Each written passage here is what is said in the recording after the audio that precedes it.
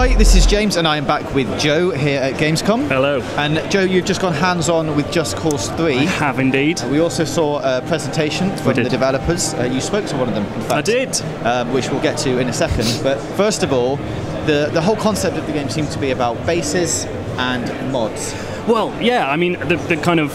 Everyone knows that Just Cause is about its destruction. Everything is about just having more fun, blowing more stuff up. And I think bases seem to be a key part of that. You're kind of liberating towns as you go. One of the a really nice sort of aspect of it that the game director was talking about was that you can, when you've liberated a town, when you go back, suddenly all the citizens are out on the streets and going to cafes and living their delightful Mediterranean lives as you go along. So it's almost about like bringing life back to the place by blowing everything up, which I quite like. That's nice. And it all seems to be like, obviously Just Cause is all about just having a sandbox, things to do, but it's very much this time about doing it your own way and giving you the tools to basically have fun. Yeah, exactly.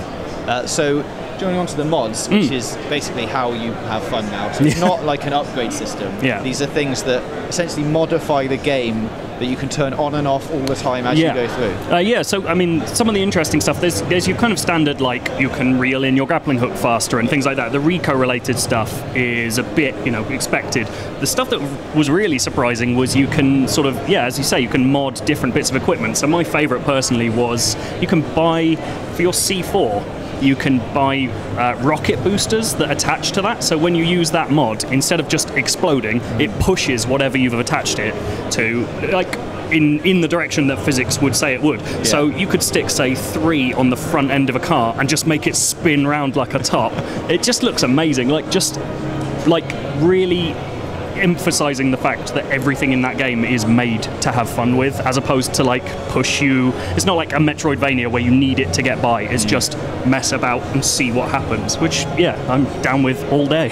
And the developers also seem very in tune with what people wanted. Like if you've got a monster truck, you want to be able to have that monster truck forever and not blow it up. So now you can collect any vehicle in the game and then call it in whenever you want. Yeah, that's it. Yeah, the kind of, I think they're calling it the Rebel Drop system, and that's essentially anything you steal once, you have available to you at any time, forever, which is just like, I think a few people are probably going to have sort of qualms about how that works in terms of difficulty and stuff, but I think it's more about just giving you what you want, and you kind of make your own difficulty level. If you want to have a hard time going into a base, you do it with less stuff, you do it with fewer mods. If you want to just like tool about, get a tank and drive through the doors, like, it sounds like just a lot of fun constantly. Yeah, so having all the access to all the vehicles and then a load of mods, like you could potentially have like a tank that then has a super jump on it, which would essentially spring it. It's essentially turning it into a Rocket League car, right? You can